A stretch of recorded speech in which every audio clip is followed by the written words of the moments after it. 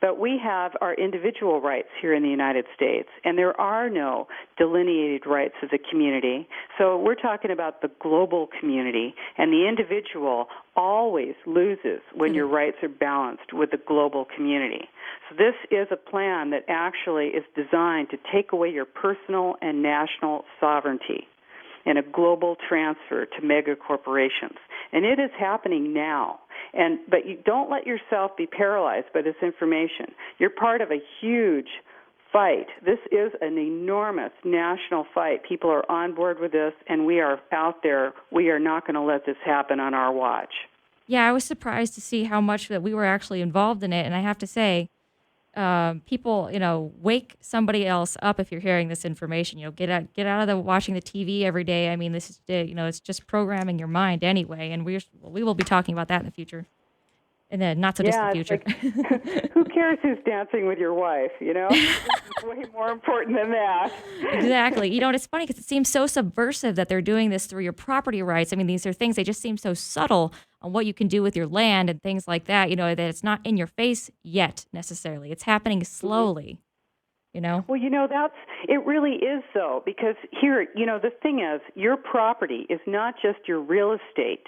You are your most important private property. That's right. Your mind and your body. And that's why I'm pulling in the USA Patriot Act, the National Defense Authorization Act. Mm-hmm. These are part of United Nations Agenda 21. The loss of your sovereignty is the loss of your personal sovereignty over your body and your mind as well. Yeah, and the UN should have no place in setting policy in America. I mean, this is really, it's nearly treasonous when you think about it. How this ever happened. But I'm going to go ahead and wrap it up with you, Rosa. Do you want to give out your website again? Yes, I'd love to. Thank you. And I hope that people do go to it. It's Democrats Against UN Agenda 21.com. And my book is Behind the Green Mask, UN Agenda 21. And you can get that on Amazon. And I also, like I said, have a link to it on the homepage of our website if you wanted to check it out. Definitely please, look into these things. So thank you for your time, Rosa. You have great expertise that you were able to lend to us tonight. Shed some light on this. Great. Thanks so much. All right. Take care. Okay. That was Rosa Corey leaving us now. And we're going to go ahead and take another break. And this is Raw Dialogue. I am Allie Donavyn. Be right back to wrap this up. Don't go away.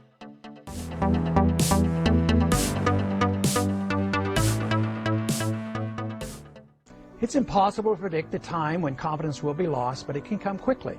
Resorting to buying other paper currencies will not be of much help.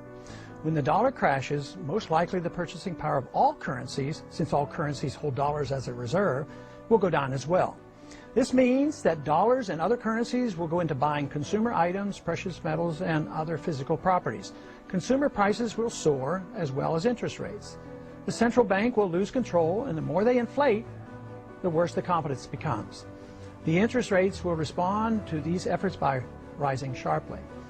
If the Fed tries to reverse the run on the dollar, interest rates will also soar, and the pain on the American citizens will be of such proportion that political chaos will result.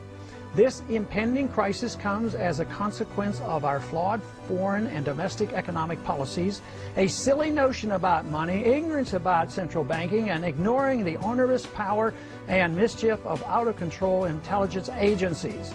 Our unsustainable welfare state and a willingness to sacrifice privacy and civil liberties in an attempt to achieve safety and security from an inept government. Who's the father of the Tea Party? It's Ron Paul.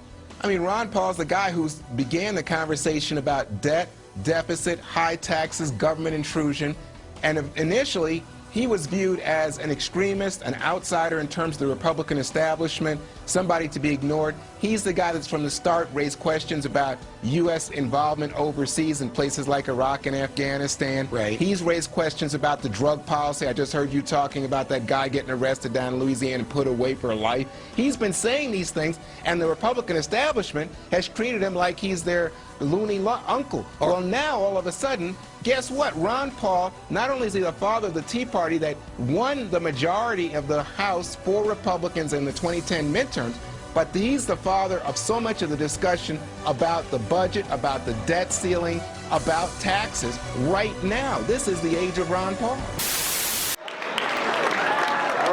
to introduce Dr. Congressman Ron Paul.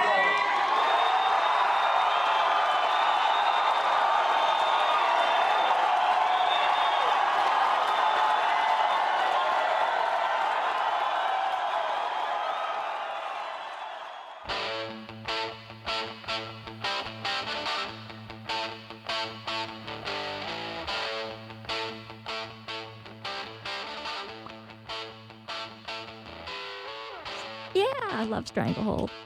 It's a great song. Anyway, sorry. This is Allie Donavyn. You're listening to Raw Dialogue. You just never know what you're going to get on this program, do you?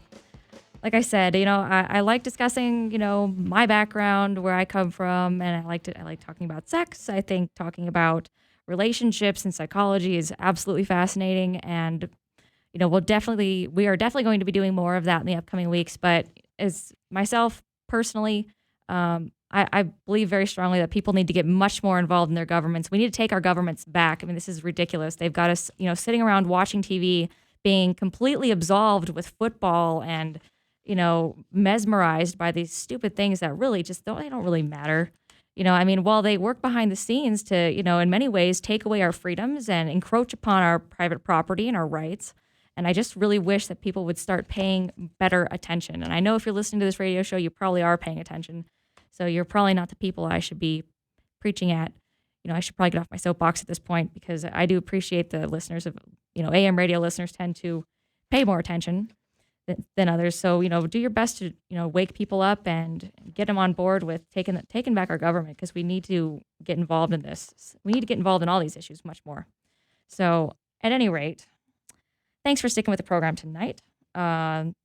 This basically wraps it up for the evening. I'll be posting the documentation, though, that we discussed on the website, rawdialogue.com, if you'd like to dig into this and this yourself, basically what we've been talking about with Agenda 21 and United Nations and sustainable development. And I hope you will. I know I don't have, or I didn't have the opportunity to take your calls tonight. So if you have something you want to say, send me an email at askallie@rawdialogue.com, and I'll be sure to address it on the program next week. And we do have a little bit of time left here, and I do see that we might actually be able to take a call or two from well, let's go ahead and talk to Steve, see what he has to say. Steve, you there? Hi, Ellie. How are you? I'm good. How are you? Good. This is your first show. I'm enjoying it. I have a little question. Could I give you a couple of dating tips for women in Las Vegas and just hear your feedback, so what you think? Sure. Humor me. I've done a lot of dating, and this is my analysis. All right. 5 tips for a woman in Las Vegas dating. Number 1, she should find a man who has a good job and helps around the house. Number 2, she should find a man who makes her laugh. Number 3, she should find a man who doesn't lie to her or cheat on her. Number 4, she should find a man who eventually loves her and spoils her. And number 5, Ellie, most important of all, make sure that these 4 men never meet each other. My producer's cracking up. Was that good? That was clever. True. I suppose that could go the same way for women, though, couldn't it? Oh, yeah. Now, to a serious note, have you ever had any friends who did any online dating? I sure don't. Well, yeah, I suppose I have in the past. I did it. I tried it for about a year. I did a lot of dating, but didn't meet the right person. My analysis is that there's a lot of women who just want to waste people's time and email themselves to death and have a little fan club on there. They really don't want to go out much. And it's kind of an escapism for a lot of people. But there are some decent people out there, but you really got to dig deep to find decent people on there. So it's another alternative, but it's more of a time-killing procedure than I think it is a real, trying to find a real relationship procedure. Well, that's really interesting you'd bring that up, Steve. I'm going to have to go ahead and let you go, but I was going to say to you, I have spoken to a gentleman who is considered himself a professional or an expert on online dating. And his name was Flyness, actually. And, I might actually consider having him on the program to do another interview. He wrote a couple books that have to do with online dating, and he's got some really interesting perspectives on it. So I'll have to look into doing that in the next couple of weeks, and we can talk about that at more length. So Great. I appreciate that. What is your background, Ellie? My background, I worked as a stripper at Little Darlings for about 6 years. No kidding. No kidding. Well, hey, that's okay. It's nothing wrong with that. Hey, everybody needs a hobby, right? What's that? Everybody needs a hobby, right? That's right. That's right. Hey, you're not out robbing banks, so good for you. You're making a legitimate living. Yeah. Well, and here we are today. That's right. That's right. Well, listen, you have a great weekend. It was nice talking to you. I'll call you again. All right, Steve. Thanks. Take care. Take Bye-bye. care. Bye. Okay. And that was Steve. So Good stuff, though. I'm definitely going to have to consider getting Flynas back on the program because he did have some really good points about online dating. Really fascinating stuff. I learned a lot from talking to him, so I'll have to get him on the program. We are all out of time here tonight. Hey, next week we're going to have a researcher in neurobiology and writer Andrea Kazuski will be on the program to talk with us about the science of pleasure, understanding the chemical processes of lust, sex, and desire.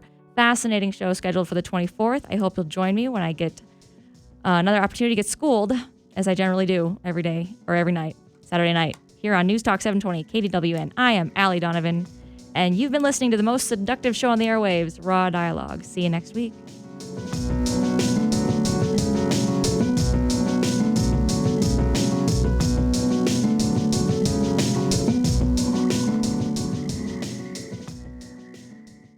News Talk 720 KDWN is your 2012 election station. KDWN.